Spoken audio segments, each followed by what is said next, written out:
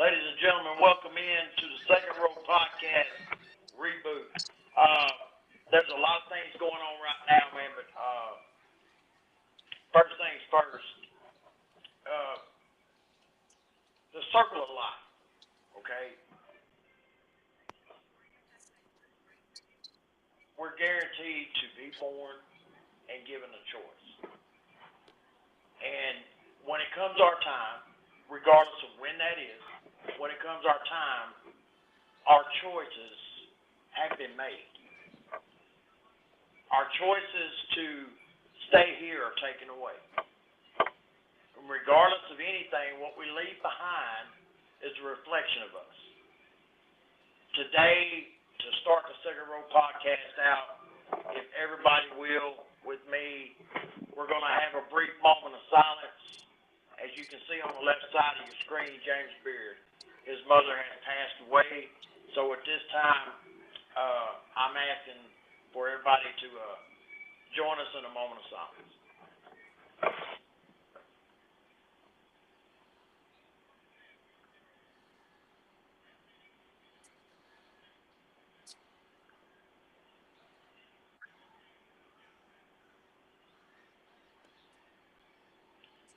Thank you all so much. Love and loss, man. That's a hard concept in everyday life that we have to deal with. But irregardless, the circle of life happens. If you will, right now, ladies and gentlemen, kind of welcome in with me the iconic, and I say that wholeheartedly, and he knows it because that's who he is. He's an icon. Ladies and gentlemen, welcome in with me, National Wrestling Association referee, Mr. James Beard. James, welcome in. Good to be Glad with you, George. to have you here. And brother, we are so sorry for your loss. Well, I appreciate that. Appreciate that very much. It's been a tough month or so. I bet it has, James. I bet it has, brother. And I mean, there's like we text, and like I said, if you ever need to talk, brother, I'm here. I lost mine 7 months apart, so the grieving process was never given an option. I appreciate that, Joey. It means a lot. Sir. Thank you. Yes, sir. By all means. And I believe that's who is that? I'm trying to pop up in here. Who else we got up in here? Okay. So, if you pop into the room, please unmute your camera and unmute your volume. That way you can come in live with us. Also, and you know, I like this guy. I really do because his character carries a lot of weight. I ain't saying the man's heavy or anything like that, but by God, he's a man. Ladies and gentlemen, if you will, welcome in with me the mayor of Trap City, Gabe XL. Big Dog. Your mayor of Trap City, and might I add, the greatest Texas heavyweight champion of all time. Well, I mean, that's a lot to carry. I mean, you have carried a big weight on your shoulders, brother. I mean, I got to give you props where they're due. But, I mean, my mayor's in Arkansas, bro. I don't know what to tell you. No. Your mayor is everywhere, Brother Lynn. Everywhere. I am not even in the state of Texas right now. The mayor of Trap City is in so demand that I'm here in New Orleans, taking over New Orleans because they love the mayor of Trap City, not only in Texas, but in Louisiana as well. Bro, you're my stomping ground. I'd be careful if I were you. That's my stomping ground down there. Now, James, I seen you smile there, brother, when I said that. So, you know, not to take anything away from you, Gabe, but I kind of want to talk with James for just a second. Brother, there's a lot of things going on in the OIWA right now. There's a lot of things going on in independent wrestling and what I consider the next level where, you know, Texas Strong Style is at. The OIWA, TSW, man, there's so many different that are coming out of Texas right now that are setting the game on fire. Sure. And I consider the OIWA and TSW places like this that next level right before you can achieve the top level. And there's so much coming out of Texas right now with the talent that's being housed out of that state alone for professional wrestling is ungodly, man. Give us your take right now, James, on the state of professional wrestling, brother. Well, honestly, a lot of wrestling talent has always come from the state of Texas. It seems to be just a place, a hotbed for it for forever. You go back in history and look at all the significant names in the business wrestling, really, and you'll see a lot of Texans on that list. And I think part of it right now is the independent scene in Texas is really strong, and it's got a lot of quality competitors in it, and some quality promotions, and that makes a big difference. And I think that's what a lot of the big boys are seeing. They see that's if you can do it down there and exceed and be one of the top guys in Texas, then you're capable of coming here and do the same thing. So, I just think it's a great place for a young wrestler to be right now, and there's a lot of good teachers here in Texas. There's a lot of guys that are training that do a great job of it, and I think that's a big part of it as well. It is, James. I totally agree with every ounce of that statement, brother. As far as with professional wrestling on the next level indie scene is concerned, in my book, we have like one of the most up and coming professional wrestlers right now. He's young in this business, man, but he's hungry and he stays hungry. He's already demonstrated his worth as far as carrying a title in a company. Not calling this kid a title mark whatsoever, because he just wants to hit the grind, and that's Daniel Alejandro. And this kid, man, is something else right now. I'm loving what this kid is doing as far as his state, his path, his demeanor, period, as far as professional wrestling goes. And ladies and gentlemen, Daniel Alejandro has just joined us on the Second Row podcast. Watch your tongue down there. Please, everybody, please stay seated. No need to welcome him.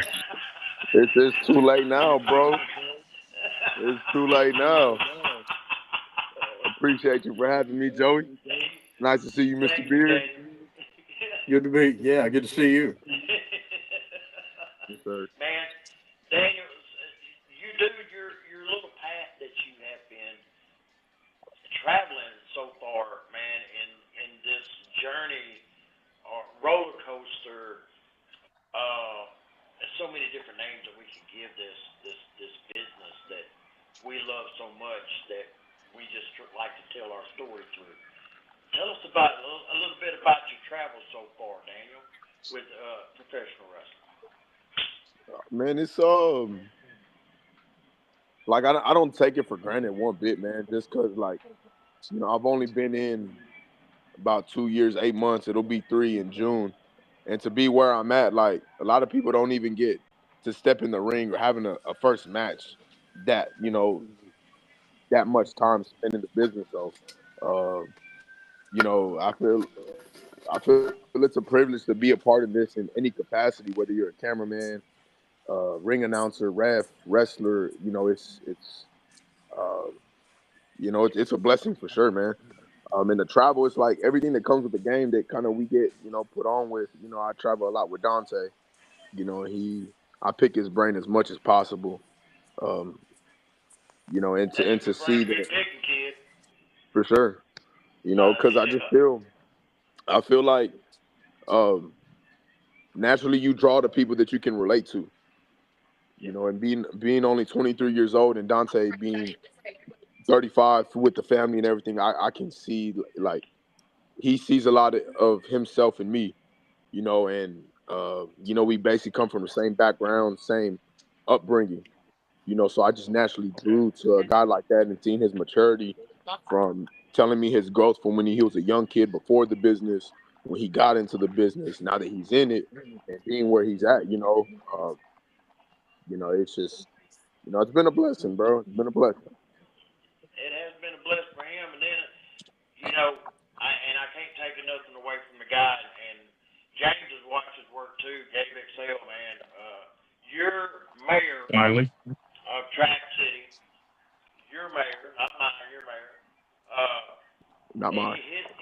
His road Doesn't matter. has not been. We've had our battles before.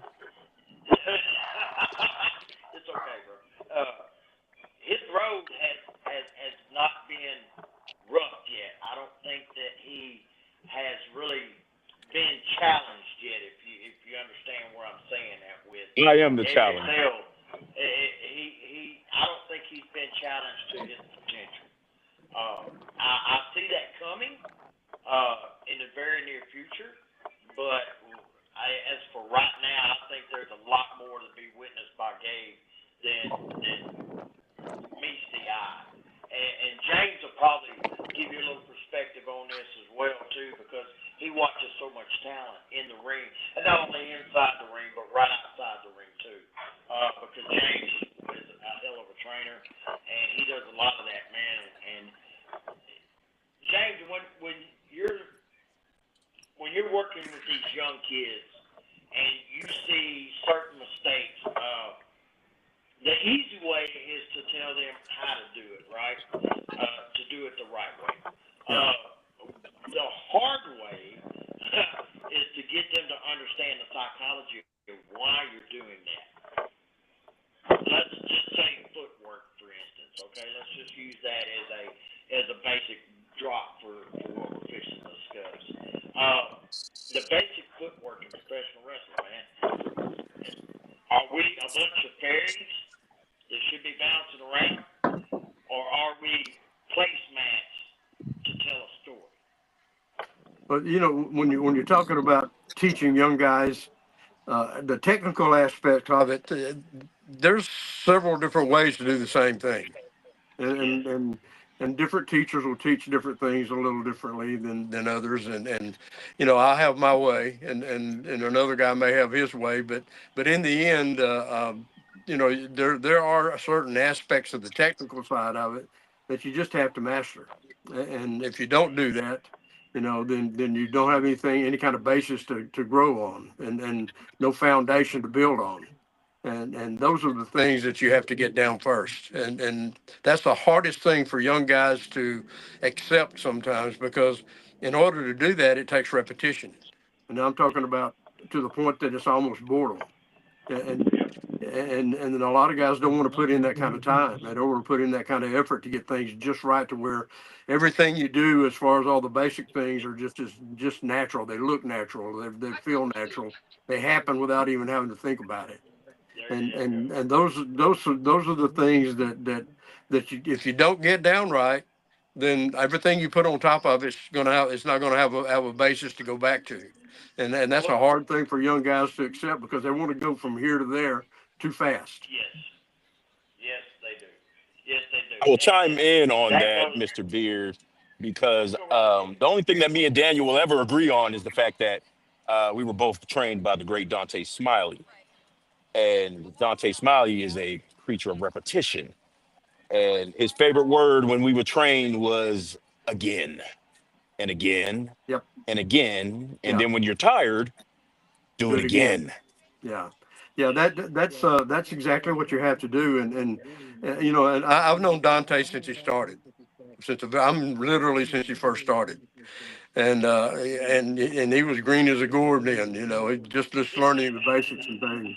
And I didn't see him for a long time. I worked with him a few times, and not necessarily in the ring so much, but as a booker, and I could see the potential in him. And then a couple of years ago, Mo asked me to come into that promotion there where Joey works, and I saw a whole different person. I saw a guy who had matured and turned into not just a young wrestler, but a young man who really understood not just about wrestling, but about life. and he had all his priorities in the right place. And I was very impressed. He was a leader, and that's something that I was really happy to see from him, and I'm happy to hear that that's how he teaches, because that's exactly what you have to do. You have to do it until you don't even have to think about it anymore. My when I first started training guys, it was in Japan, and repetition over there is the big deal. I mean, you may do the same thing over and over again for a week, but if you don't get it right, you'll do it 2 weeks. That's just the way it is. So that's good to hear. I'm happy to hear that, and I'm not surprised at all that's how Dante does things. Man, Dante, and I speak on Dante so much. You know, there's a lot of times, James, and this may be, it may come across as egotistical, it may sound that way, but I can only put like two hands full of pro wrestlers right now on the independent scene that I would consider a GOAT, or somebody who stands lonely at the top of the mountain. Because being at the top of the mountain is lonely.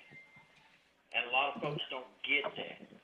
In order to get to that spot, man, you have to, as you said, everything's got to be repetitious. You've got to keep going. You've got to keep doing the same thing over and over and over. Learning every inch of a professional wrestling ring is very, very important. It is Well, very it's like a lot of things. You really learn by failing, and yeah. and uh, and making mistakes, and then and knowing and understanding that you made a mistake and correcting it and getting it right. But that's sometimes guys just don't want to accept that. They want to go too fast and get to a point, no, this other point, before they're ready to take that next move. And that's one of the biggest faults I see in some of the young guys these days in training. Yeah, they don't want to, as we say, slow down. And if you think you're going too fast, slow Uh, down some more. You know, and if you think you're going too slow down even more. just a little more. Because Yeah, there's a, yes, that's true. And yeah, that's true in the work in the match too. Yeah. I mean, if you want to be able to have an audience to follow you, I mean, there's times for oohs and ahs spots. There is. There are times for that. And some of those are really, really good. But if you really want to captivate and indulge my thinking into what you're doing and get me invested in you, slow down. Show me something. Slow down. And I'll take a look at you real quick. But if you're just jumping back and forth, spot without any kind of storytelling whatsoever, man, I mean, I'm going to turn around and go grab a drink or something. Well, you have to understand who you're working for and who you're trying to work to, and a lot of guys don't understand that the fact that if fans are sitting out there and they can't understand what you're trying to say to them, if they can't understand the story you're trying to tell them, then what's the point? There you What are go. you doing? All you're doing is just making, you may get a reaction from them, but you're not going to create any kind of emotion from them, and that's really the That's, key to being a success in professional wrestling. You got to make them care. that's, yes. You got to get them to where they want to believe, man. I mean, and that's a very important thing.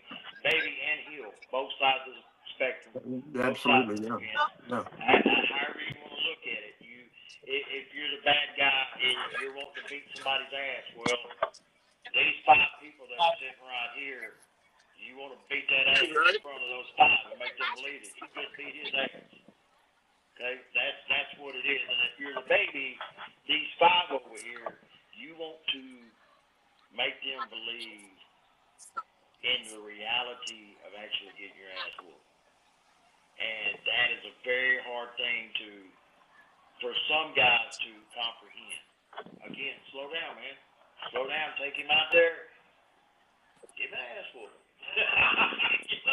I mean, it's that simple. Give him an ass whooping.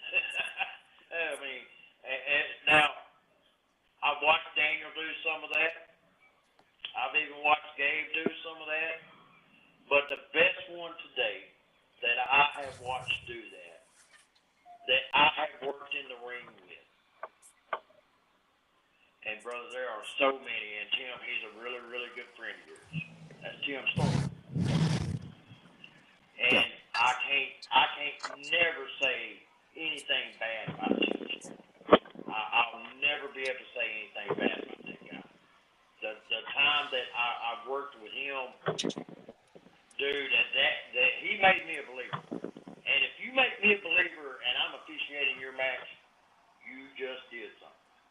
You just did a big something. Yeah, you know, I've always been told that you're really kind of who you associate with, and that's a guy who's quality from start to finish. And you know, I can't think of a better friend, you know, that I have, and he's just a quality individual from inside or outside the ring. It doesn't really matter, but you know, Tim and I are very close. You know, I'm not afraid to tell you I love him. He says the same thing to me. You know, we're that close, and like more like brothers than anything else. And I'm proud of that. You know, Daniel, listen I'm to that. being associated with good people is usually a reflection of who you are, and that's what I try to be. You know. Daniel, I hope you listen to every word that was just spoken. Yeah, I'm locked in on it. I already know. Yeah, lock I in got on that, buddy. you. Lock Yeah. in on that because the road that you're traveling right now with the guy that you're traveling with is that if you look at James and look at Tim, I can see this for you and Dante. Okay, I might be able to see Gabe and Professor X or whatever you want to call his damn name, you know, being the same spectrum. I see you smiling down there, but you know I'm telling the truth, buddy.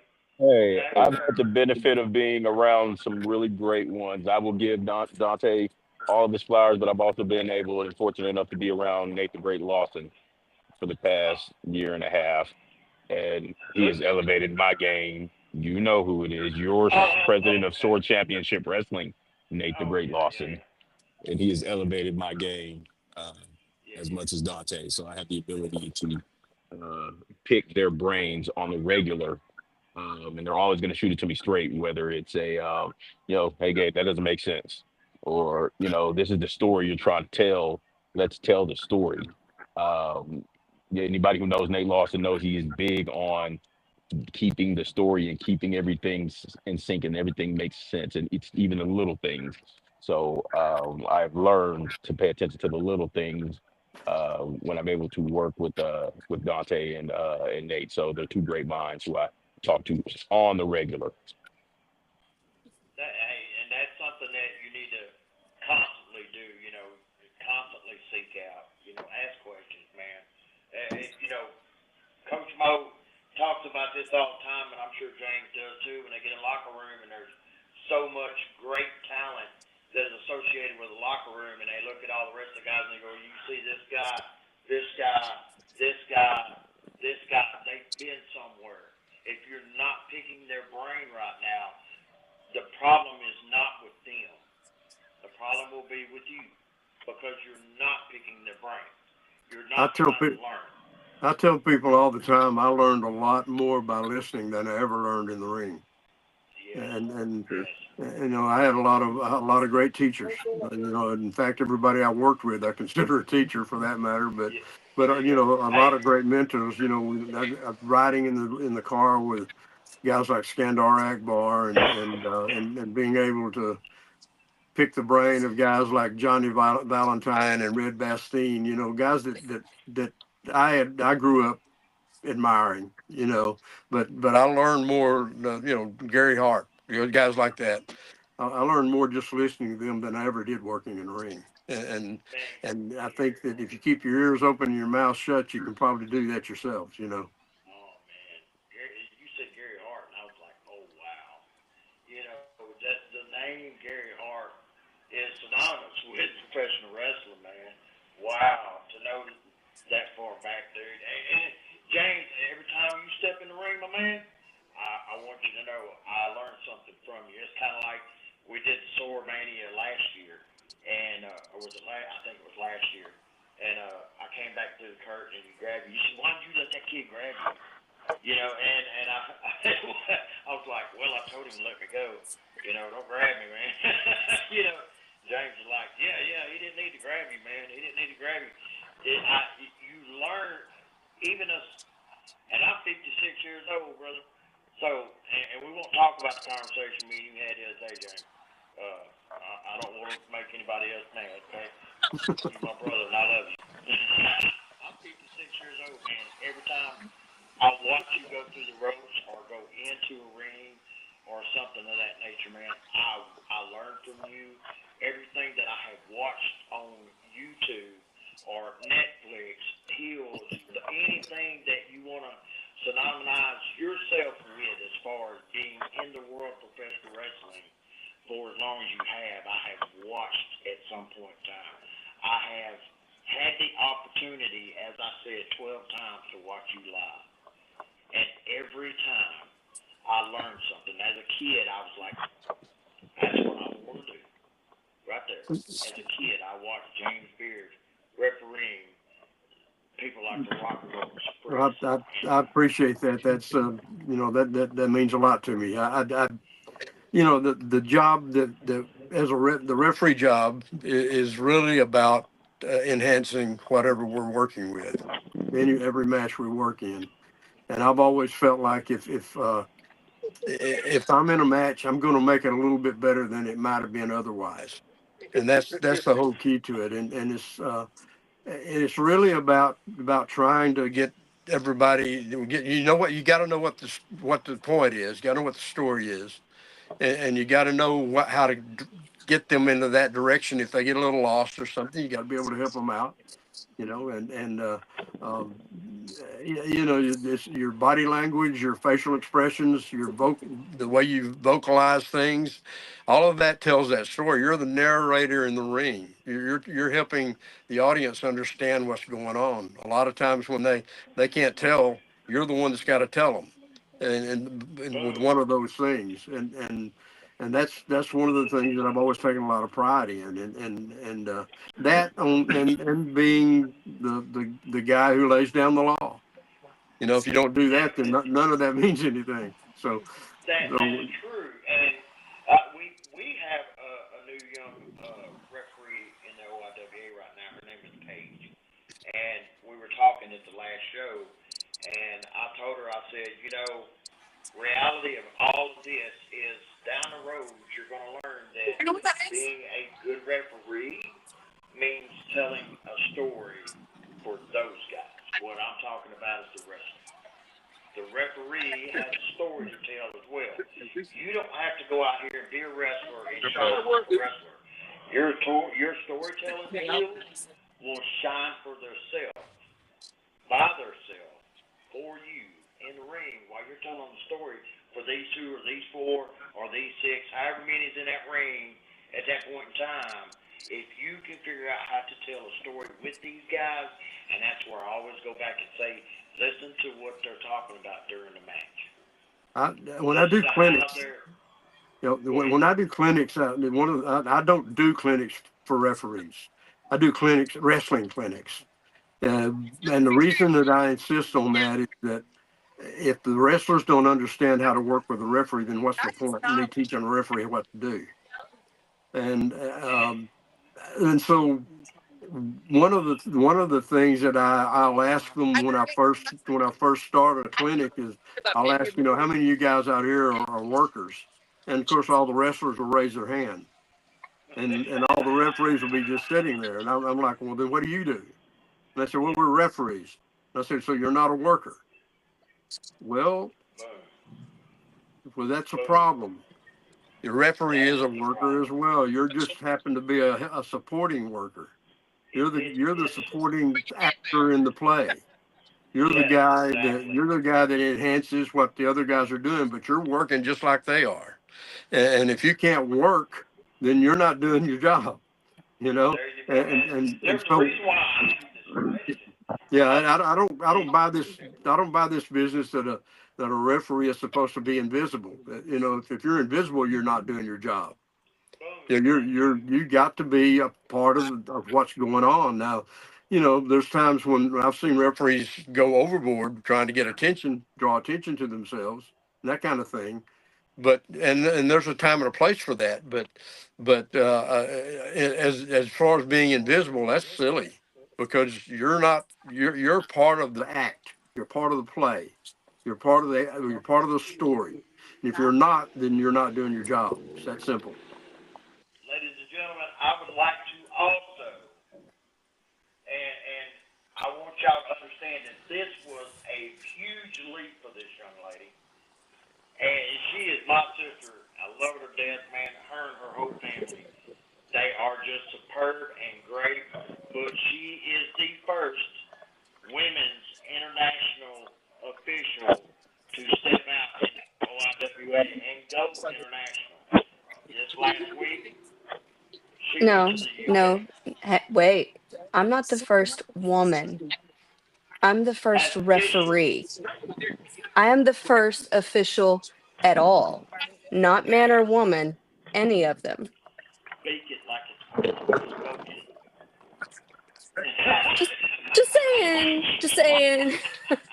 Because we got to be official and we got to make sure it's done correctly. So we're going to say it correctly, right? Right. I said women's official. I guess I should have said official because I I mean mean, you are, I am but you're female, a woman yes. too. So and that's just Correct. respectful, So I Yes. speak it like it's supposed to be spoken. I do think it's pretty neat, though, to be the It is. first, man or woman. I'm not. I'm gonna say, hey Daniel, come on over, son. Clap on. Hey, Gabe, that goes for you too. Stop talking and clap a little bit, kid. Gabe Yeah. doesn't want to strain a trap. Thank you, James. Thank you, James. I don't know what this is. Hey, listen, That make no like sense. I Just a There said, you little. go. That's more like it. Because she's the Gabe's not going to first strain woman. his traps to give kudos. Yeah, It's I fine. know, right? You might never. hurt yourself right here. Don't So, pull anything over it. right. So, Miss Jessica, tell Yes, me sir. about your experience going international. I mean, just like anywhere, there are enjoyable shows, and then there are learning experiences, and we enjoyed and we learned. I saw Big Ben again. That was cool. Okay. I did see the London Bridge this time. I had not seen that before, so that was nice. I slept through the train ride, so I can't tell you anything else about the countryside of England, but great people out there. The food could use a little more seasoning. I'm a little spicy, so I like some flavor. Um, but no, it was good. It was really good. I will travel with Casey anywhere, anytime, any day of the week because we had a phenomenal time. Absolutely It enjoyed looked it. It was like great. from all the pictures that I was looking, y'all were just having just a uh, blast. we were So. ridiculous. Ridiculous. Um, you know what though? We we made America look great over there, only because there was a man who I guess they call it the tube, their subway. He passed out or something. And like I was like, "Hey, are you okay?" And he was like, "What?" And I pretend we saved his life. Really, we were just available. But yeah, he's fine now. He got off the train. It was great. That's great. That's great. Now, I will tell you, Jessica, that you're not the only international referee in the room. Mr. James No, Beard, no, no. and if there is ever any kind of advice that you could seek out, that would be the man I would point you to Oh, seek out sure. advice that's in that next level. You know what I Of mean? course. Of Speaking course. of next level, ladies and gentlemen, I'm going to turn my attention to the wall here while I do this.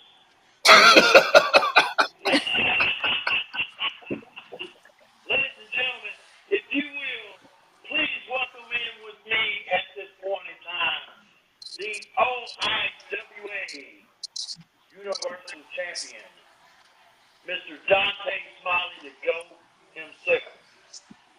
Dante, welcome in, man. It's so good to see you, my brother.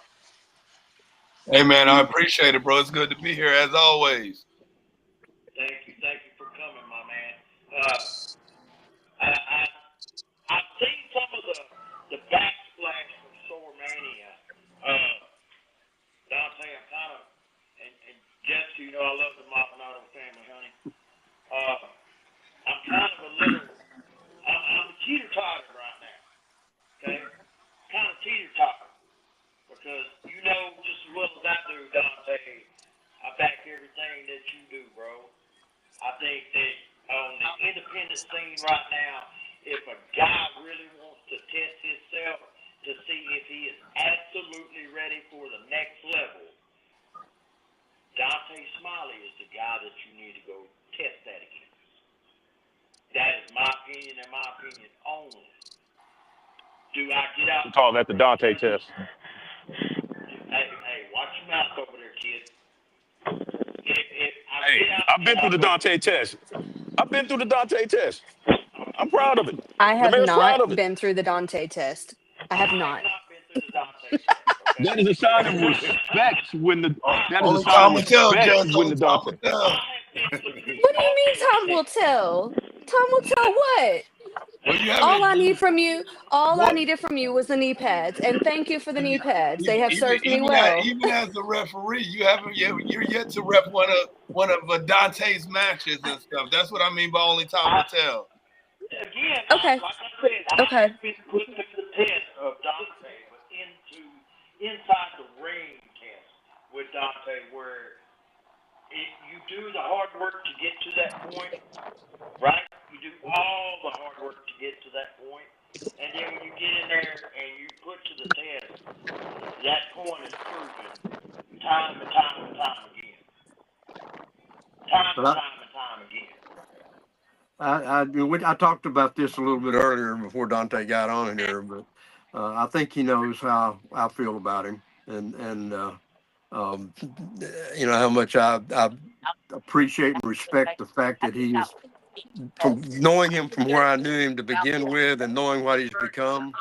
I can't tell you what, I couldn't be more proud of somebody, and not just as a wrestler, but as a person, and then that means as much to me as anything else. But the fact that he's done both of those things and become the leader that he is it's a tremendous testament to him, and I hope he knows. You know, I love you, guy. You're incredible. Yeah. We put you over just a little bit, Dante. I got out of character just a little bit to put you over just for a second, and then I went back to Gabe XL. So it's okay. I trained you, so it's all good. That's the good thing about being me. I don't have to get into or out of character. I just be me. Yeah. So what I'm saying comes right from the heart. Right. I appreciate it, brother. You already know that. You know, it back about 15, 16 years ago, over Mississippi, a lot over Mississippi, especially around Ripley, places like that, man. I ran the roads a lot with Rodney Mack. And I can say if I'm gonna put information wise, okay, teaching and information wise, in a bucket and toss it around and pull out two names. One's in this room and the other one's where you work at, my brother Rodney Mack is a very Rodney's like and Jazz. They're like family to me. Yes. You know, I worked both of their first matches, and known them all these years, and I've seen them do very much the same thing that Dante's done. Not only successful in the wrestling business, but successful as people, and that means a lot. You know, they're special people, and I'm proud to still be working with them. Man, I'm proud for you, brother, because I mean that's a legacy that I got a feeling is going to be around for a long, long time. Especially with their daughter and everything else that's coming along with that family and that school, the whole 9 yards. I got a feeling that's going to be around for a long, long time. You know, Jessica, I want to ask you. So that was an all-women's show overseas? No, it wasn't. It? No, it just happened to be on International Women's Day. So there were a lot of women, but no, it was not an all-women show. There were definitely some strong women out there, though. absolutely There some were. strong personalities. Yeah, of course. I was there. Okay. So give us a little bit of difference here. Overseas work, American work. Where do you see the two leveling at? Okay, so I can't speak about all overseas because I was only in England. So I can Okay. say um, it is a, what's the best way? It's definitely pre-attitude era. Like it's Yeah. definitely more strong style. It's more straight from the cuff. Probably with better manners. Kind of like, Okay. you're over there and everything sounds nicer. Like they could be telling you to suck their toe and, go kick rocks. But it's going to sound like, here's all of the flowers you've ever had and they're delicious. Like it's just different. It's a different flavor. Okay. Like you can't be like, okay, this is America. We definitely brought an American flavor over there. They were not ready for me in my shorts and fishnets playing referee. But also, I was told they appreciated that as a referee and an official, I did not back down to them. Apparently, the men over there who are officiating matches are timid, something I am not familiar with. So I don't know. I don't know how they do that. I am definitely confident and comfortable. So if they weren't ready, they got ready real quick. Yeah, if they weren't ready, they're definitely not ready now. No, they're still trying to figure it out, possibly. I'm not sure, but I'm Now, good. I now, had a great time. I'm so glad you did, man, and to know that you went international with this is a big pops to you, sister. Congratulations. I mean, it's just over the edge from here now. I mean, just I keep will digging like say you're digging, do it. I will say that prior to that trip, I probably questioned myself and my capabilities more than anything else in the world. And I was like, okay, well, I'm probably not very good at this. Um, but when you go someplace and they've not, uh, my first matches were in August last year. August, Yeah, okay? yeah, you're still green. International in like 6.5 months. That's wild, you know? It is. It Not is. anything I ever expected. And it all started with I need to be less fat, so let me exercise. Um, There you go. but no, like I feel better about being able to do it. I was able to pour into a young woman out there. She's 14. She's getting her feet wet with refereeing, and I literally taught her how to stand because Okay. she was kind of scared and timid, But I was like, no, girl, open your shoulders, be bold, be the official. Nobody is allowed to have this fight if you're not in there. Otherwise, it's just out there on the street. You're the one Yeah. allowing everybody to play and you're keeping everybody in line. And she was like, oh, you're right. So without the She never thought referee, of it like that. they're just playing wrestling. It's just, hey guys, come watch me do whatever I'm doing. You are the rhyme and the reason. And it didn't really even click with me until I was out there pouring into these young people. And it's like, okay, that's what the OIWA is about, is elevating everybody as you travel and getting those reps and learning more and just everybody being better. So Now, I am blessed. I'm gonna let you chime in on that one, James.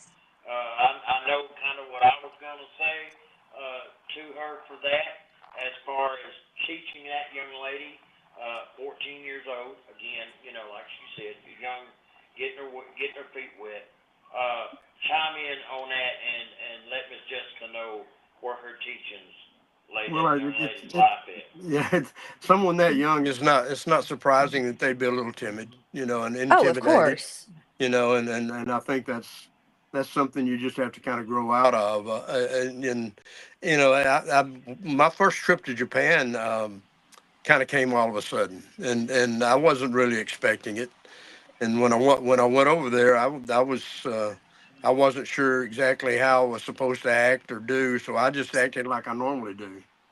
Just like you Yes. said, I just I have kind of a strong style as a referee, and they appreciated it, and that led to me being over there for I worked there about 7 years, and as far as I know, I'm Nice. the only referee that's ever worked for a Japanese company, and I've worked for 3 of them, and it's it just it's just about being you, and being able to show your authority and not afraid to do that, regardless who you're in the ring with. And Right. I've been I've been in the ring with some pretty tough customers, and I give them as You much respect as I can give them, but sometimes you just have to stand up to it. It's it, kind of like Dave yes. Excel there. Yep, Yeah, sometimes you just got to stand up to him. yep. Hey, Sometimes. get that grin off your face. Right now, man. Who's standing up to me? Who's standing up to Me? me? I'll be. Hi. Yeah, that's right. And I'm back there right there, kind of looking his eyes right now. Now what? Huh? Yeah. Look at it again. See, turn around, look at it Uh-oh. one more time. Show. See that? You see that? All right. Okay. So, Uh-oh. You're in the yeah, Dante that's right. focus. Got that Dante focus, baby. So, Oh, me and Dante can run the block one again. We can run the block again. Sure can. We can run it again. you're not gonna be able to keep up. Me and Dante can run it again. Me and Daniel can run it again. Again, man, you're not gonna be able to I keep can up. officiate. You're not gonna be able to keep up, I mean, I'm not like sorry. I'm not like the rest of the Trap City trio. I'm the one that dominates around here.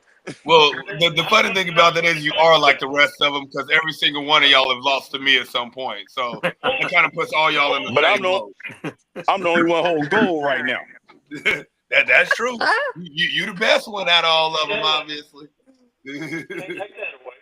Can't take that Somebody, away. somebody once told me somebody in the group got to be the best. Somebody in the Right. group got to stand out. You're right. So is that you? you're right. Gay? Is that you, I'm the Gay? mayor of Trap City. Who you think runs the trio? Okay. Nate. Okay. Wait, are y'all still a Nate. trio Nate. game? Nate is the president of Sword Championship Wrestling. Do me and Nate have an agreement together? Yes. But Nate is the president of Sword. Hey, Oh, Gabe, are you y'all still a politicking on the trio? side? We're fine. Holla at your boy Avery, who thinks he can go off and do things on his own without talking to Hey, me. I'm just asking. I'm just making sure y'all are still a trio. That's it. Oh my God. See, X listens. When you listen to me, we win. Are you in? It's not a we thing, it's a you thing, right? Okay. Ooh. So let's kind of switch gears a little bit here for a second. I want to get on to and Daniel, I'll get back to you here in a minute, my brother. I want to kind of get on to Dante Smiley right now. Dante, brother, you have been roaming the placemat known as Mother Earth, man, defending that OIWA title, and everybody, and this is why I speak on you, cuz everybody is falling. They're falling to your wayside, bro. You're beating them left and right, man. Dude, your journey is yes, you're still young in this business, but man, you've got a lot still to do, dude. A lot to do. That title is carrying you places that I think you deserve. Real talk. I think you deserve everything that you're getting right now. I think Swordmania kind of proved that Dante is among the top elite on the independent scene. That sometimes if you turn the page and overlook the story, man, what part did you miss that's going to tell you the rest of the book? Sometimes people sleep on the story. And I think that people are sleeping on Dante Smiley. And, our coach always says, they're not sleeping on you because you're not being noticed. Okay? You're not making yourself noticeable. So you can't say that they're sleeping on you. You have to make yourself noticeable. That way they take their eyes to you. to read your book. Bro, in the next year, man, I don't know where Dante's going to be yet. I really don't. It's happening too fast, man. I mean, it's like we're not going to get to enjoy Dante Smiley before he gets gone. I think that there's not going to ever, and Dante, you're probably one of the greatest teachers, man, that's ever graced the OIWA or ever will. Period. I think that once that is gone from the teaching book, I think there's going to be a lot of things that are going to get missed because of just the way you teach people, the way you push them, the way you motivate them to be something more than what they actually are. I don't know what it is about you, man, that brings that out in folks. But man, you have this gift, bro. You have this gift. And that's the reason why I want to switch up for a second and talk about Dante Smiley, because I would like to see a Dante Smiley, James Beard versus Tim Storm. I'd really like to see that. I'm not going to lie to you one bit. That's something I'd really like to see. I'd really like to see a Dante Smiley versus a Rodney Mack. I'd like to see Dante Smiley versus a Mac O'Donnell. There's so many different entities out there that I would like to see this young man face. Just to watch him walk in to a ring and look at everybody in the eyes and say, remember when you said I couldn't? Watch this.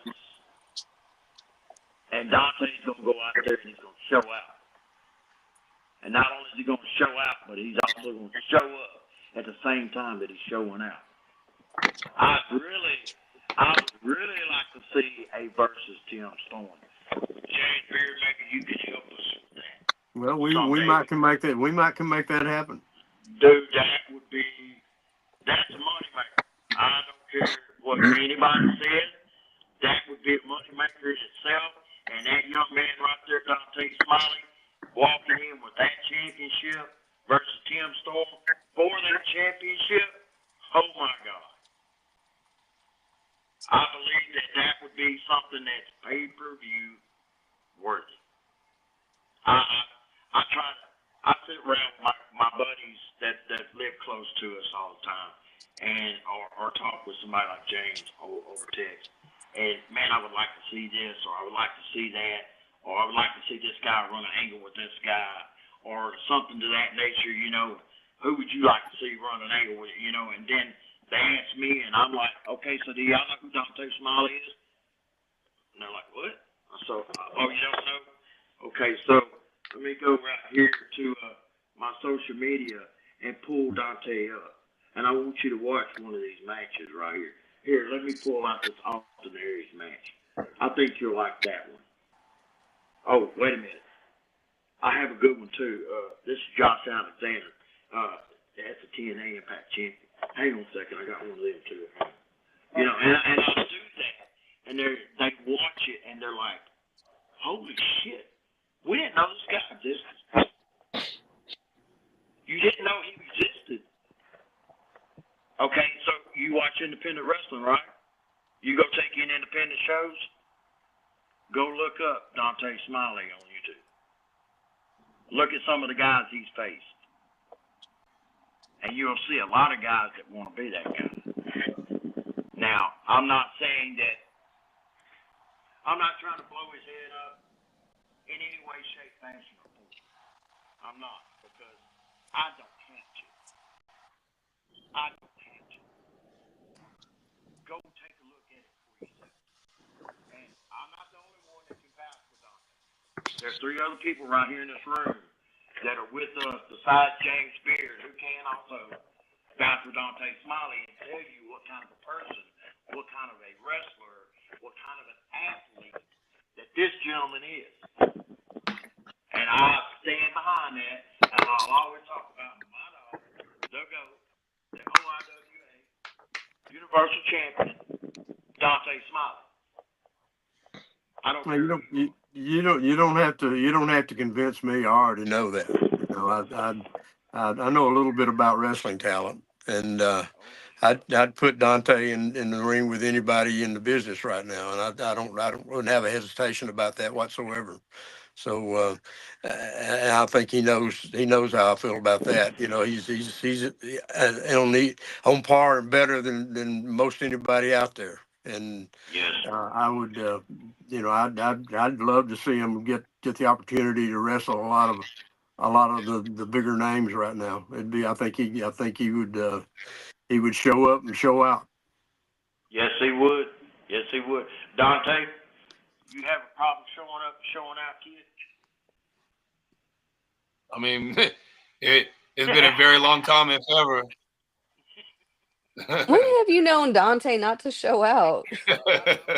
Unless he's sitting on the side. Okay, hang on. Unless Dante is sitting on the side. Am I wrong? No, but see, here's the thing, Joey. When it comes to the OIWA Universal title, like after I won it, understanding like my number one priority was to be the epitome of what that title represented, which was the Universal title, formerly the International Championship, that was the governing title of all the organizations under the OIWA. Right, the OIWA is the governing organization, SOAR, CKW, SCW, companies overseas. They're all promotions under the umbrella of the OIWA.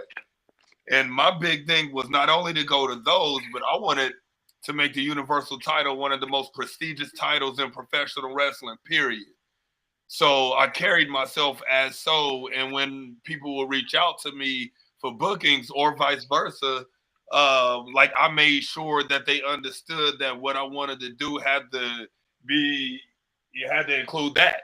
You know what I mean? So I was able to not only defend it at OIWA companies, but I defended it at 10 or 15 plus other companies that aren't even the OIWA because of who carried it. You know what I mean? It wasn't about the title, but because the title was on me and they had a certain respect for me and the work that I've done up until this point, they allowed me to defend that OIWA championship because they saw how I carried it and what it meant and what I was making it mean to wrestling.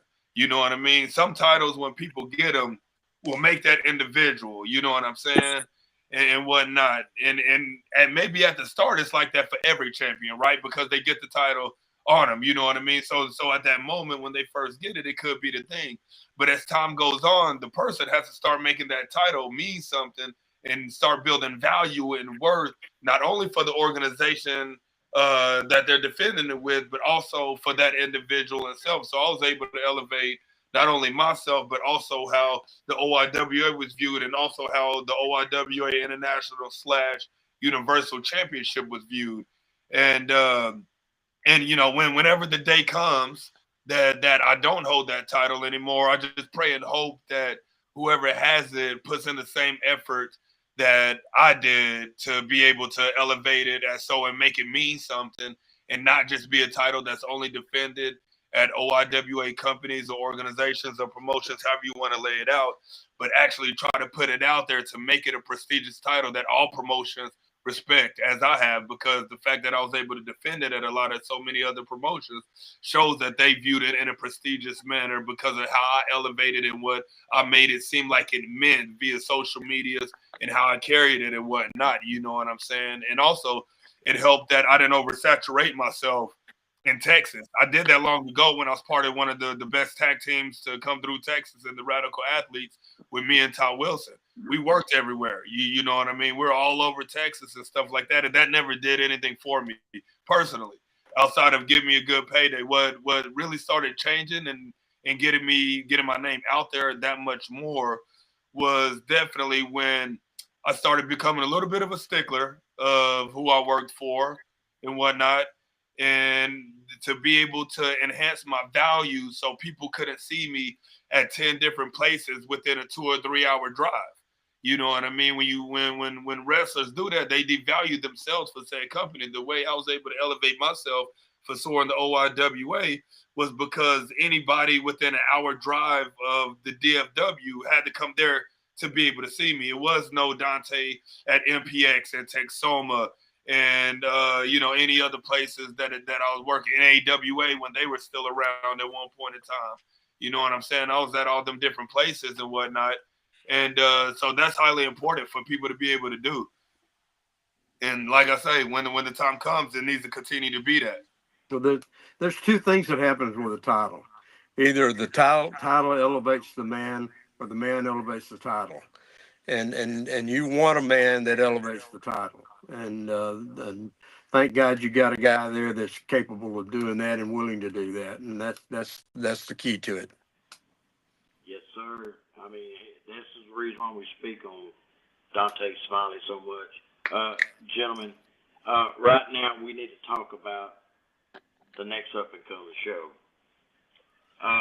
The Sermo benefit.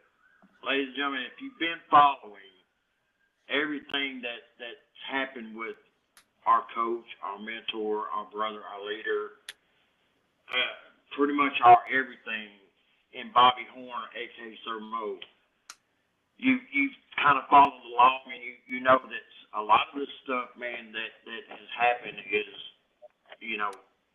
against his will, pretty much. He didn't want it. Nobody wants it, And come April, we have another big, humongous show coming up, and it is the Sermo benefit. And we're all going to show up that night, man, to pay homage, if you will, for our fellow. And there's also some other things that are going to be happening that night at that show as well. There's going to be a new induction Hall of Fame kind of thing that's going to be happening. It's called the Lair of Legends. I think the name for this is, yes, I agree, Dante, 100%. I believe that this is probably, besides, Memphis Championship Wrestling or Memphis Wrestling, their Hall of Fame, or a couple of others, the Cauliflower, there's several, and James can even name a couple of them, that are kind of Hall of Fame induction type things, man, that would probably stand alone higher than what it would to be a WWE inductee. And one of those guys is with us right now, and I want to welcome in with us the Dean Fleming, Mr. Dean Fleming, one of the newest inductees into the Lair of Legends. Dean, welcome in, man. Good to see you, brother. We have. Hey, Dean. Hey, what's up, everyone? What's up? Congratulations, my man. I appreciate that, man. Hey, I wouldn't have been able to do what I did if Sermo didn't take a chance on me. Hey, he's taking a chance on a lot of us, hasn't he? Yeah, absolutely. He's taking a chance on a lot of us, man. The Misfits will take over. Hey, boom. I think, yes, I agree with you 100%, Jessica, on that. And your brother is going to be joining you as well in that little Lair of Legends. Yeah, I know. I was going to do that too, Dante, but I would rather just drink my Dr. Pepper. And, hey, yeah. No, I'm on my phone. So. No, it was my former best friend, Jason Maldonado, that had that always camera. Not you. Oh, okay. Former is correct. You start switching contract papers. That is crazy work. Sorry. Well, I'll be right. Hey, it be your own people. The mayor don't even stoop that low. You don't think? Oh my God! Now I'm sorry. Okay, so and a lot of folks aren't. If you've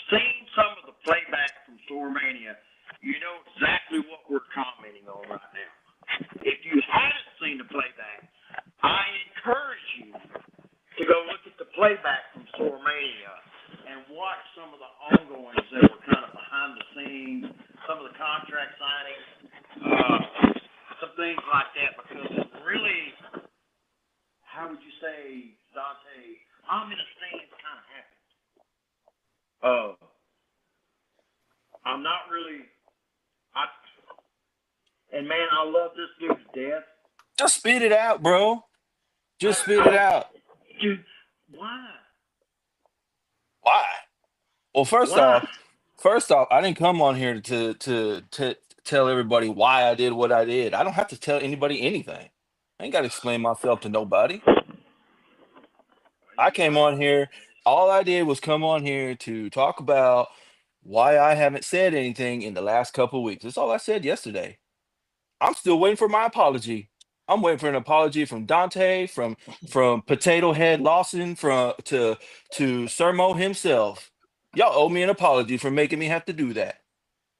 For making you have to do that. Yep.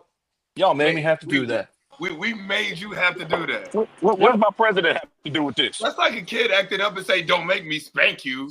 Like, no, that's a choice. They don't make us do that. That is a choice. You decided to do that. Don't put that on us. No, it's all on y'all. Y'all drove me to that point. Look, Dante should know better than to trust the best friend. We all know what happened the last time he was messing with some best friends. Yeah. You remember that, Dante? Well, he's about 3 inches shorter than he was in his neck when he messed with some best friends.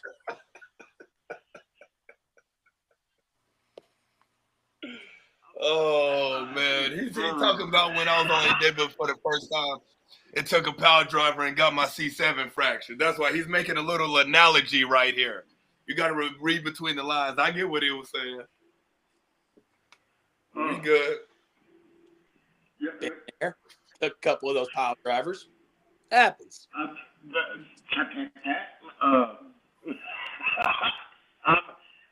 When I watched it, I was like, I did not see what I saw. And, No, you saw it. You saw it. I know it. And I'm just like, Believe it. Believe it. Believe all of it. You saw all of it. now, hold up. Because I want you to know. Spit it out, bro. Hold on just a minute, because I want you to know that I got your back on something. I had your back on, if it was my son, I'd probably do the same damn thing, Jason Maldonado. I'm going to sit here and tell you I wouldn't. And I saw Dante too. He said the same thing. If I had a son, I probably would have done the same thing. He don't. He can't make them. Ain't nothing wrong with it. Ain't nothing wrong with that. He got some beautiful baby girls. But Sir Mo owes me an apology too. But Bring how his- do we? I'm not understanding where these apologies are supposed to be coming from. What do you mean? Not me. Not me. Yeah, I didn't do it. Like, how do we owe you an apology? Oh, Me, Nate, man. Bobby, whoever else, Gabe, maybe, Daniel, maybe, Joey, maybe. I don't know. Like, you had a list of people. Why does everybody owe you an apology? Man, so you know, Sermo owes me an apology because he got his silly looking nephew in there as the prince of the OIWA. Well, you know, everybody knows the prince is the son, and I'm one of the head leaders of the OIWA. So there was only one prince of the OIWA. Only ever been one prince of the OIWA, and that's Ajax. Kid coming out there with that goofy ass looking crown, looking like old extra large size, like it came off of Nate Lawson's head. Shit got stretch marks on it. Oh my Now, some of you don't realize I live with this. It's not my fault. Bless you, girl. And I got this I'm on my phone, so like my camera was actually covering up James' beard. Hey James, how? Hey, It's good how to see you. doing, Yeah, doing good. Yeah, I can see you. Yeah. Does James owe you an apology too? No, hold on, Gabe. So Joey, let me say this. Like when it, and I've already said this to even Jason. I've even said this to Jason in a post that I made where I wasn't surprised. And well, it wasn't that I wasn't surprised. I said that if once again, as he stated, that if I had a son, which I don't, as he stated as well, 2 beautiful baby girls, apparently God does not want me to have a son, and that's totally fine with me because my girls are kick-ass girls anyway. All right. So secondly, you know, if I had one, I would have done the same thing. The thing that surprised me most is that it was him that did that. Why? I was expecting something like that from Bobby with Ajax being his golden boy. I expected that from him. Bobby Has he really been his golden boy though? Has he really been his golden boy? I would say yes. I would say no. I would say yes. I would say no. No. But you know, like me and Jason, we back. One of the toughest matches I ever had, bleeding all over the Dallas Elks Lodge after making PCO tap out with a chain around his neck. Jason was the first person to bring me a towel to clean that blood off of my body when I stepped through that curtain. You know what I'm saying? We go out. We went out to eat together. Houses, traveling together, country after country after country. I was there for Ajax when somebody in another country thought they were going to shoot on him in the middle of a match, ready to mollywop the dude after the situation. Which was caused by what? Let's not forget where that stemmed from. 3 months earlier, you rocked that dude. Same guy, you rocked him, and what did he do? Oh, Ajax has nothing to do with me. It got everything to do with you. It has nothing to do with me. Him reacting like that has absolutely nothing to do with me. That was once again his own choice. He is an adult. He decided to do that. If he had a problem, I was there. I was there at that show. You know who he didn't talk to? Me. So I wasn't at that show. Dante Smiley. But we do know he said his goofy ass over there on the side and looked pitiful when he found out how his match was going to end that night. That's what he did. And so he took it out. I feel like there's some emotion happening right now. Case in point. I mean, anger is sure, but it sounds like the envy monster's creeping up a little bit. That's just maybe. Okay. I'm gonna hang with Dean with that one. Yeah. No, Jason, you know what? If you're willing to explain yourself a little bit more to my face, not on these online means, because this is fake shit. April 5th. To my face. April 5th. If you explain yourself to my face, maybe you'll get that apologize that you think you deserve. Oh, April 5th. We'll get it. We're going to get it. Yep. Oh, don't yell from the side like Bobby, though, either. He be yelling from the side. I want face to face. That's because his ass can't walk. That's because his ass can't walk. Man, you better get off that dude, man. The best thing he taught me how to do in this business, he showed me. I'm the Carney, other guy's the Mark. Guess which one you were? Which one? You the Mark. You the Mark. Damn lie. You were the Mark. I wasn't the one coming up to me trying to take pictures after every one of my victories. Me either. Shit. I got every one of them still. I don't know about y'all, but I'm looking at James Beard Jason over there going, "This is what I walk into." We all know a family affair. We all know it's no secret that success is not earned. That shit is given. Straight up. But how given? How is it? What kind of people is it given to, Jason? It's whoever we decide. But based off of what? Like what are some qualities and characteristics that help y'all decide that? Damn sure ain't your ego.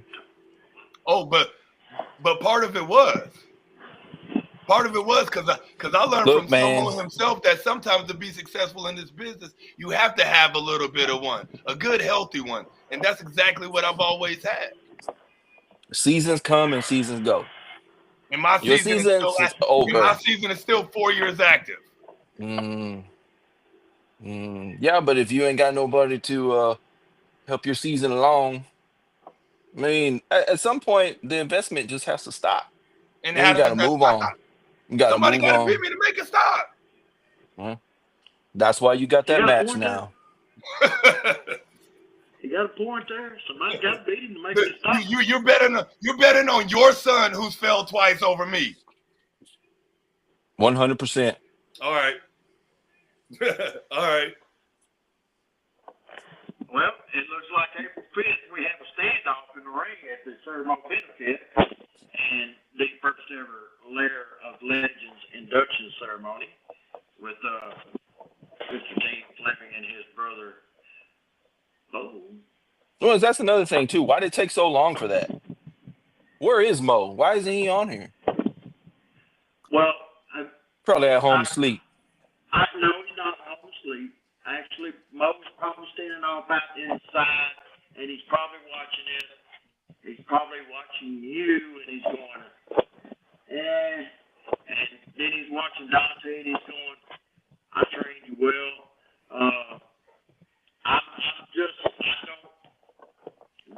Mo's not here for a very specific reason, and it's not because he's taking a nap.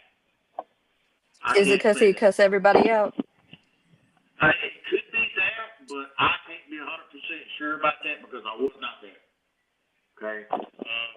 Could it be that He's probably online somewhere posting some stupid shit. I didn't show you how to do that? It could be that.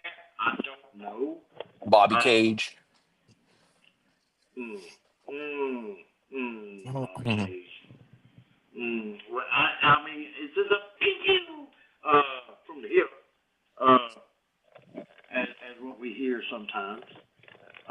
But James, I'm sorry. Is that Gabe? Is that you, Gabe? This is not the first squabble I've been in the middle of. Of course, the mayor is here. Yeah, I couldn't tell, man. You didn't fit in that little square in my phone. But it's good to Man, see you got you, bigger bro. problems to worry about, right? Hey, you got bigger problems to worry about right now. Them problems gotta be real big then.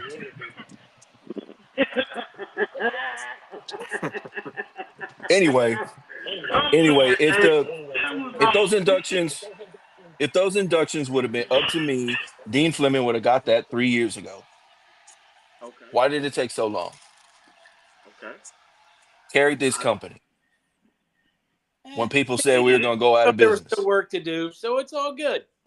We're here now. We are here now, Dean, and we're here because of your help. Think about that. And that's the reason why this induction is happening the way it is. Now, Daniel, you're sitting over there and you're quiet, son. What's on your mind, buddy? I ain't got nothing to say, bro. Jason said everything. Nah, bro. Everybody knows that shit was weak, bro. Like, what he did was weak. Well, who did? What you mean who did? The main guy talking in here, Jason, bro. That we knew that's weak, bro. It's a weak ass move that he did. Hold on. So a guy that's giving you opportunities, that's giving you. There you go. Giving him opportunity after opportunity. I didn't sound taking up for you, Jason Maldonado. Give me a second. And he did well to capitalize on some of that. Oh my God. I know. You just wait till we get off here, Jessica. Imagine what I'm gonna go take a walk around the block or something. It's wild. Now, Daniel, why is it weak, brother? Explain to us why it's weak. Because man, I know you sitting there and you got so much popping through your head right now. You know what? Now that I think about it, that was a dirty move. So give us your thoughts on this, Daniel. Dirty move to who? Not to me. I didn't think it was dirty. I mean, look, of course you're not gonna think it's dirty, bro. Like, of course you're not. Your vision, you're out here. You're talking about he ain't the golden boy. I believe everybody in the locker room from top to bottom knows he's the golden boy. We know that. Pause. Hold on. In this Look, moment, I look. will look how. Oh, baby. Mm-mm. I get it. You Mama know your Bear, do mama your would thing. tell Mama you. Bear's gonna do what Mama Bear does, but right now it's between Your the men. mama would tell you Right now listen it's to between the mama, men, not Mama Bear. So Mama Bear, let's I baby, respect you, Mama J. baby. You already know I love you, but right now it's between us, right? And I know you're gonna defend That's your baby because my cute. mom does the same thing. No, So I I know your understand you. mama, and Yeah, your I know mama you would do. tell you to sit down and be quiet for a We moment. know, She we know wouldn't. all the She She would wouldn't when say, it comes to "Listen things to the like that. grown When it comes to folks." we grown all man in on things, it. But she wouldn't say that. here's the thing. When it comes to Here's grown the man thing. situations, Mama's gonna sit down and she's gonna understand the situation. That it ain't got nothing to do No, with her. It's a It can involve your conspiracy no, baby, but happening. at times when it involves your baby, you're no. gonna have to just take a seat and let it ride, Mama. Hey, real quick, Daniel. Let's get biblical. Respect your elders. Understand? I told Now, you, one but when I moment. just said all that, go ahead, Mama. Go He ahead, Mama. earned it. Go ahead, Mama. You've stepped in the ring with him, have you not? No, but Jason just Have said you not? nothing's earned, everything's But given. I'm not talking to you right now. But Give me a you're moment. literally negating what your husband just said. I'm saying what I'm saying. 100%. The child has grown up and earned This is some it. bullshit. You've been in there. You know what, Jason? I'll see you on You've that been in treadmill. there. You better meet me in the You've been in fucking middle there. of the You ring. know. You all know the kid has earned it. You can't deny that. What the hell, He Dante? threw a fit. He threw a fit because I was telling the truth and it offended his soul. Well, listen here. Well, They business on April the 5th. The mayor will always be watching very closely, but the mayor has an announcement on April 5th as well. Like we just completely forgot about all of that. Like myself and Nate Lawson will be introducing a top 5 for the Texas Heavyweight Championship because so many people want a shot at me. We have to introduce a top 5 for it. So they Well, they kudos to business, and you. never the two shall meet. Now it only becomes the mayor and Mr. Lawson's business when we have when they come into it. Kudos to you for not gatekeeping a championship title match. I agree. Good job. I agree. But all this is going, and Daniel, Yeah. I know you were just speaking. You were just speaking from your heart, kid. I know you Yeah. were. Yeah, I'm gonna have to get gone here in a minute. But if anybody needs this straightened out, I'll be happy to help you. He's now a therapist. It's weird. Now it's fair. You're exactly right. Oh, Dr. Beard. Ooh, you know what? Everybody line up. Everybody line up. Oh my God, this is so good. James, again, man, we're truly at a loss for you, brother, and Condolences, buddy. everybody here Well, at the thank you. I appreciate OIWA, that. man, has you and your family in their thoughts and prayers, and we're totally saddened at the loss that you had. I appreciate that. Thank you very much. And anytime you want me back here, I'll be here for you. Okay.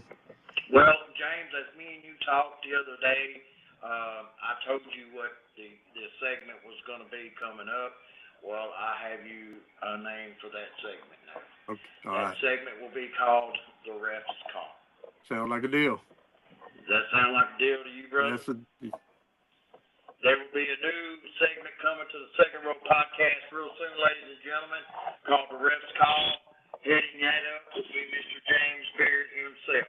Be on the lookout for that. We'll be shooting at you for times and dates. James, thank you for coming in today, my man. Absolutely. Good luck, guys. Good to see all of you. Good to see you, James. Take care. We'll talk to you All right. soon. Bye-bye. All right. Bye-bye. That's my alarm to eat. That's the mayor's alarm to eat. Is that the mayor's one? I believe that. Give him food or something? Costs a lot to feed the mayor of Trap City. Sometimes Feed a small country. That's why I'm in New Orleans right now, trying to find more and more places to take over because I need more food. Right. Hang on just a second to that thought there, Gabe. It's pretty, Tim. So what is so big about and Mr. Presidente to have a talk about before The you greatest jump back president on. in Sword Championship Wrestling, Nate Lawson, Nate the Great Lawson, I because his phone has I been wouldn't ringing say off the hook with He's a people better wanting champion. to line up for the Mayor of Trap City for my Sword Texas Heavyweight Championship. And because so many people want to step up and get evicted, I mean, they want to step up and face the Mayor of Trap City, we have to create a get top evicted. five and let them battle it out. The number one contender out of the top five, whatever the ranking it is, gets a shot at me for eviction. Easy. Well, So we're going to you know make the announcement live. We're going to do the announcement live in the ring April 1st. I don't even know the top five. I don't know. But I also told Nate he can pick my opponent that night. Okay. Well, that sounds fair. That sounds extremely fair. The Mayor's a fair You got man. into the ring with somebody like I don't know if he's that fair. you don't think he's that fair? There's What if several you got into names. somebody There's like several AJ? Would that names. be fair? There's a reason why Nate Lawson is the president and he's not an active wrestler anymore. Even when he was CKW champion, yeah, he was another one.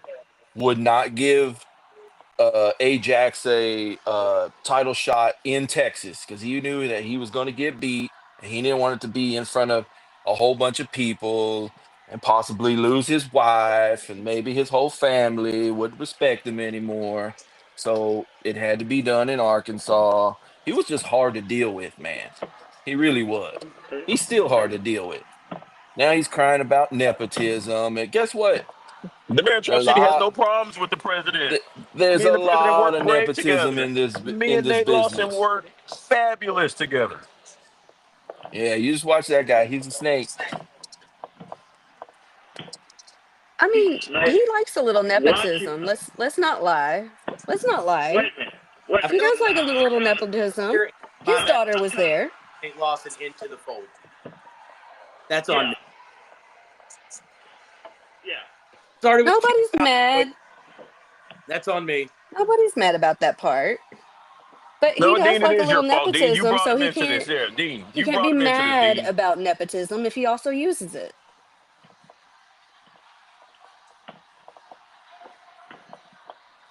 Okay.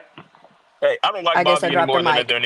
I don't like Bobby anymore or Sir Mo wrestling than any one of y'all. So me and Jason have that in common because I don't care for Sir Mo White. So Oh, you don't care for somebody else who gave you an opportunity. Sir Mo never gave me an opportunity. I took my opportunity.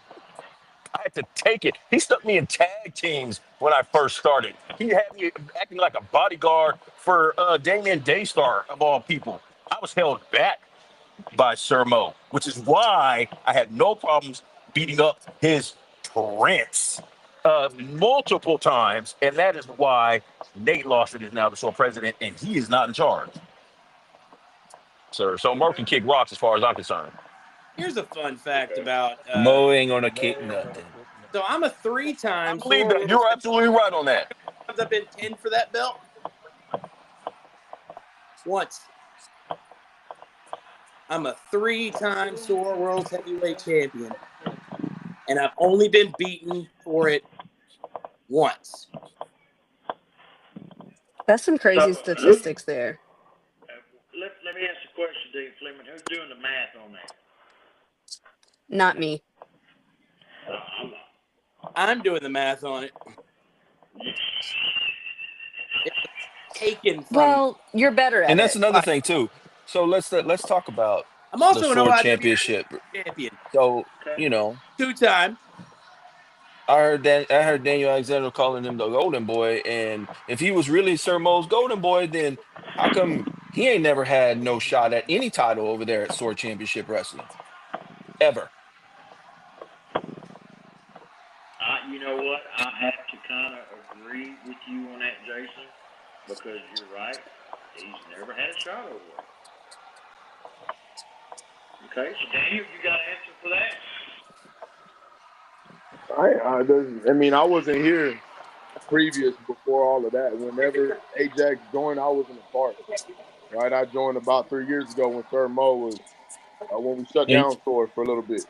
And 3 years is surely that should have been long enough to at least get in some kind of title picture there. I mean, when you're right, at Sword, correct, but he ended up becoming the CKW heavyweight champion.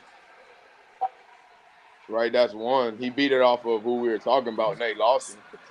No, we ain't talking about him no more. I can And always talk Ajax about went on a President run, Lawson. you know.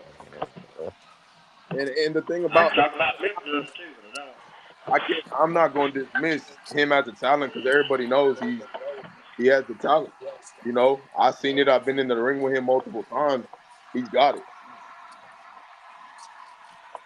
But when it comes to Thor, as we said, we know the nepotism's there. It's all there, but it's in there in wrestling. So, Jason, if you found a Well, way to get him an OIWA contract, how come you ain't get him a shot in some type of tour championship? What was the difference between then and now? Say what? What was the difference between then and now? Why couldn't you get him a shot back then compared to now? He wasn't ready to be invested in. That's what I'm saying. That's what I'm saying. You feel Superstars are made. They are not born. You might be born to be in this business, but were you born to be a superstar? No. Somebody's got to make you a superstar. Was Hulk Hogan born to be a superstar? No. Vince McMahon had to make him a superstar. You gotta be ready to be there. And he's been ready for a while now. I can't fly against that because that's true point. I mean, there's no way I'm gonna fly against that. He's right. I mean, we all look at the last year and a half, just body wise. He went from 230 pounds to 185. He's solid. Gabe too. Gabe been putting He's in the solid. work. He went from 500 pounds to 400. Looking good. Look real 3, good. but that's okay. You'll take that once more. I'm finna go gain it right back too, because the mayor's hungry All right. Well, and the bar is Mr. calling Mayor, my thank name. you. Okay. Well, brother, we're so glad that you were able to come in and join us today on the Second Row Podcast, man. You go enjoy you some, I guess, salad or whatever it is you're eating, man, at Rabbit Food. You know, and take it easy for the rest of the day. Enjoy a little lunch there in New Orleans as you walk around downtown on Burton Street, man. Check out some of that Cajun eatery down there. I think you're going to Oh, find the that mayor's you'll finna do like it it. up. The University of Tulane's their brass band's about to perform as a tribute to Trap City. So about 8 o'clock. So I got stuff to Well, do. you need to record that and send that to us, man, so we can Sure, use that on the Second Row Podcast. sure. We don't want No, to no watch cap in that. my no cap in my We game. don't. We don't want to watch it. We don't want to I watch kind that. of watch it. I You kind of couldn't want The get a to. mayor's better one? must see. The mayor's must see every time. Crap, I mean, to get somebody better I than mean, Tulane. Exactly. Tulane. I like to support the locals. All right. Sorry, that was the cat. meow. Well, gang, man, we look forward to seeing you on April 5th.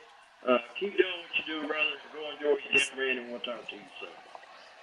Will do. All right, man. Peace out. Now, as for the rest of us here, remaining on the Second Row Podcast today, one being Dean Simmons, one being Jason, one being Jessica Maldonado, and one being Daniel Alejandro. I want to kind of touch back on WrestleMania just a second. So, Jason, I want to tell you, brother, that if that was me, man, I probably would have did the same thing. I'm not going to sit here and tell you that I wouldn't, because if my son was, or I thought my son deserved an opportunity, a chance, I would do everything in my power too, man, to make sure that it happened. So, Jason Maldonado, good job. Dante Smiley's my boy. I back him 100%. I call him the GOAT for a reason. But I hope you switching that contract over for Dante to sign was in your best interest. Look, Let's just say that. a great man once said that if He won't do business. You do business for him. You know who that was? That was Triple H. Right before the Montreal screw job. After the Montreal screw job, another great man said, Dante screwed Dante. I didn't screw Dante at all. That was me. I said that. Okay. I got a question. What is going on with your shirt right now? My shirt is called No, Jason's shirt. You got a great shirt on. I don't know what's going on with Jason's shirt. This is a me shirt. This is a me shirt. This dude. shirt. Oh my god. Okay. Me. About it. Okay. Okay. So, Mr. Maldonado now has his I own. think his shirt His had shirt some is- modifications. Oh It my had god. some. That kind of like the duct tape is just right. Very Jamie Hart. I like I like it. I don't know what to think right now, man. I'm sorry. The ADD kicked in, and I saw elementary school arts and crafts and some letters that spell me. And yeah, you can do better. Let's be honest, you can do better. But that's entertaining. All right, I'm gonna let them bicker about that, and I'm gonna go ahead and head out of here. Hey, Dean, April 5th, man, we look forward to seeing you, and congratulations again on Congratulations, your Dean. induction, man. I think it's really, really worthy and deserved, man. Thank you for all you have done, bro. Thank you so much. Absolutely. Yeah, Dean. I'm sorry it's taken them this long to acknowledge you. You know that you really saved us and you saved this What is business. It was all on your back. So You're yeah. part of the OIWA board of directors, man. What do you mean? Dang. Aren't you on the board of directors? Don't you have some kind of say in who gets inducted? Well, I brought this up to somebody's attention, but he didn't want to hear it. He just wanted to talk about how his nephew is the prince of the OIWA and blah blah blah blah blah. And now here we are. Now he makes it sound like it was all his idea. Okay. So Okay. Well, All right. I mean, there we are. Well, Dean, you take care of yourself, brother. We look forward to seeing you on the 5th, man. Peace and Godspeed, my friend. I'll see y'all April 5th. All right, yeah, man. Dean. And if you ever want another shot at the SOAR Heavyweight Championship, you let me know. I'll make it happen. You got it. Well, with that being said, I mean, okay. Hey. I guess it is I what got it a little is. I got a little special treat. Hang on a second. What Somebody just showed up. Somebody just showed up. hold on, ladies and gentlemen. I would like for y'all to acknowledge, and I'm not saying acknowledge me. Now, we're not gonna go that route, right? Because that's somebody else's forte. Your shoulders are too big. I got no space. His shoulders are getting big. But we want to recognize right now a very star on many different mainstream stages, OIWA, ROW. I mean, the kid has been there. He's been overseas. He is an international superstar. Ladies and gentlemen, please welcome in with us right now, Mr. Ajax himself. Ajax, how's it going, my man? Okay, he's not going to talk. That's what I'm doing right now. I'm great. Okay. Well, you know. Okay. So let me ask you a question, Mr. Ajax. I mean, and this is not against your parents, but this is from your perspective because us at the Second Row Podcast kind of want to know. So, upon finding out that your dad swapped some paperwork there, how do you feel about this situation that's coming forth right now?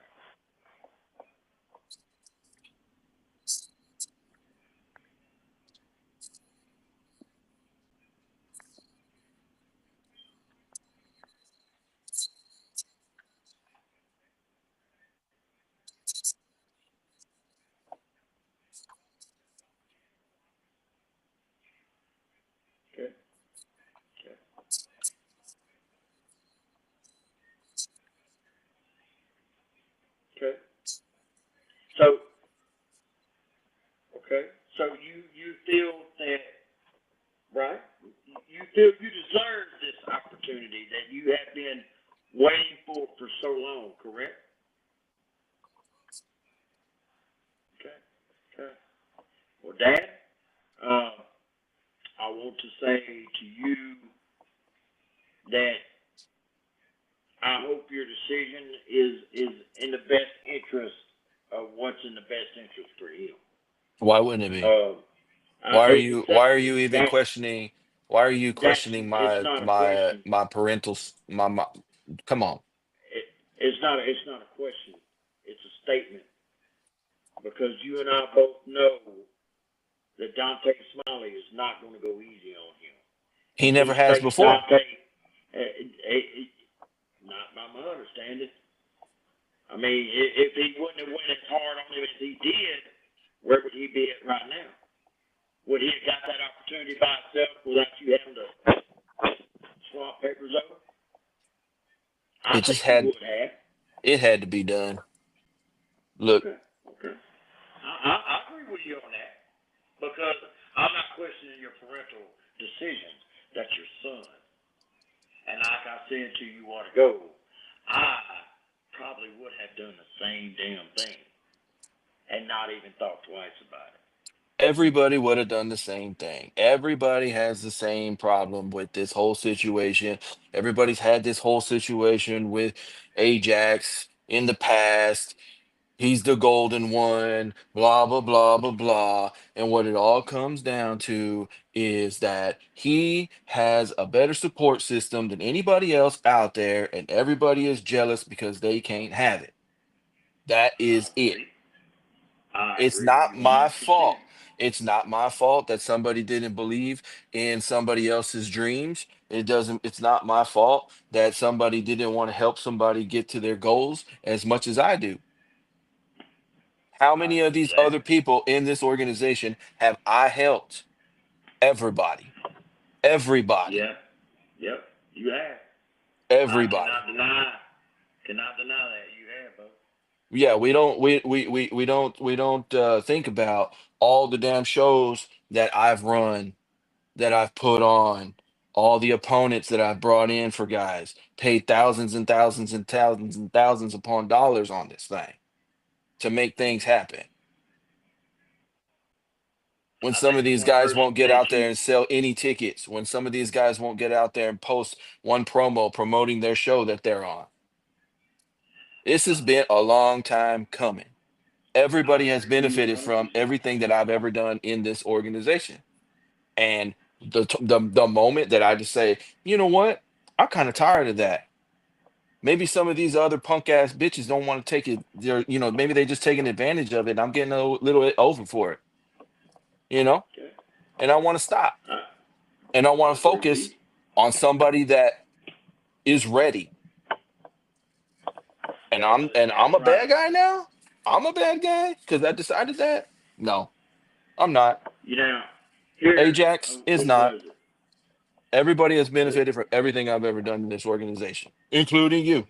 I gave you a place to work yes, multiple yes, times. you did. Yes, sir, you have. Never once have I ever questioned your loyalty at all. Period. Have not. Not gonna.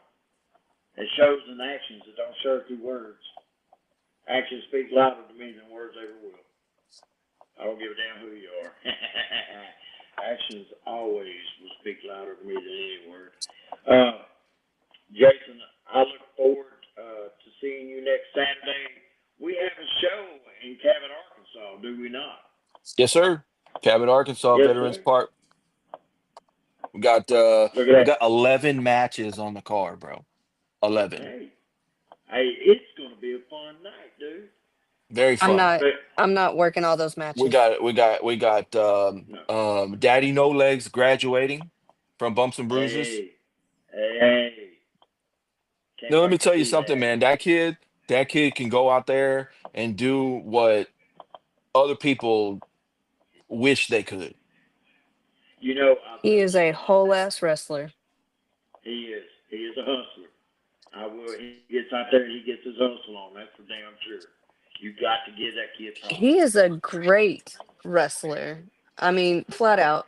You go out there, you have a different deck of cards than what everybody else is allowed to play with, and you have to teach somebody every time you work with them. That's all I'm saying. Yeah, that's true. Now, you know, that's very true. You saying that because you know, speaking of teaching, I think that for Ajax, I think that Jason Maldonado put him in one of the best teaching scenarios to get him ready for what Jason has done for him by putting him in the ring with somebody like Jacob Fatu. Okay, I think hang that on. I Does hold on. I think that prepared Jason him. support? Yes, but we have never once wrestled a match for him. Ever. No, no, Ever. no. So But when we say when you he has give earned it, him, he has.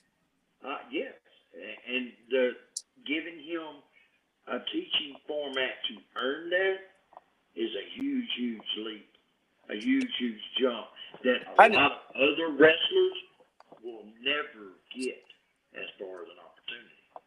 I didn't give him that match. The Fatu match, I didn't give him that match. Who Jacob did gave that? him that match. Jacob gave him that match. Jacob called me and had told me he wanted that match. I didn't give him that match. Okay. And when you become somebody as big as Jacob Fatu, you know, Changes the Okay. story just a little bit. It does. It does change the story. I'll have to agree with you on that. You know, because I didn't know that Jacob. Of course, Jason is the owner of Lit Professional Wrestling, and one of the matches that Lit has had on the card was Ajax versus Jacob Fatu in That a was at match SOAR. that, but that it's was still, Sormania.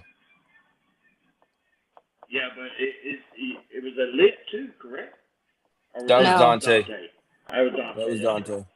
That was So Dante. Dante was given that opportunity. Ajax was asked for that opportunity. So we just opened up a whole new can of worms. You got to watch out for those Maldonados. That part.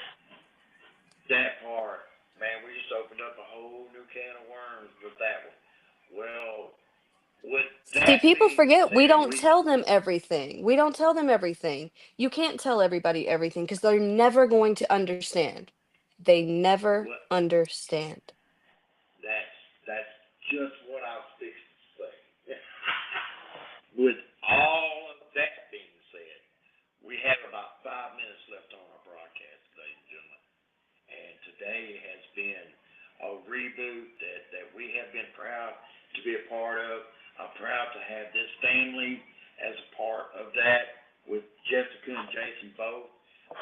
Their son, Ajax, Dante Smiley, James Beard, Dave Exel, Daniel Alejandro. This has been Dean Fleming. Okay, come on. I mean, we've had a very high-profile meeting in here today to discuss back and forward of the OIWA as it is right now. And Jason and Jessica did have a Kingdom Wrestling in Cabot at the Event Center to throw a monkey wrench in the whole works. And I cannot wait for this Saturday so we can go have We're going to fun, have a man. great time for sure. We are. Yeah, it'll be good. It's gonna be a good show. Like I said, we got 11 matches on the card. We got guys coming in from all over. Some guys are making their debuts there at CKW. Some guys are actually making their debut from Bumps and Bruises. So we got Oh, a lot of cool things that are happening there at CKW. Um, so we're expecting a pretty good crowd already. It was quite a bit pre-sales that happened in the last couple weeks. And then, of course, you know, If he really wants me to come down there on April 5th and get in the ring and tell everybody as to why he owes me an apology, I will be happy to oblige Mr. Smiley about it. Okay. So, Okay. Well, April the 5th, I look forward myself to witnessing that because I just want to hear what is being said between the two parties. just to But make sure the this microphones Saturday, work because they never do over there. Or at least mine anyway. Cutting my microphone out when I was trying to talk to that last month's show. that statement right there. You're just gonna bring a bullhorn this time. Mm. Mm. I'll bring the bullhorn. Dante will bring the bullshit. So anyway, I'm out. We'll see you later, Mr. Maldonado. Miss Maldonado, go J- take your walk around the block, sweetheart. Oh my God, we all need therapy now. Thank you so much for all you're doing. It is so much You're welcome. appreciated. Thank you. Thank you for coming in. Miss International Referee, Miss Jessica Maldonado. Keep digging, my sister, man. You're going to do marvelous things. You're so Appreciate talented. it. This is so cool. I don't feel like it, but we'll pretend to be That, fantastic. whoa, that right there. Fantastic. Hi. Ladies and All right, gentlemen, Joey. Jessica Maldonado for Referee Joey Land. This is the Second Row Podcast. We're peace out. You're clear. All right, Jessica. Thank you, sweetheart. All right. Have a good night.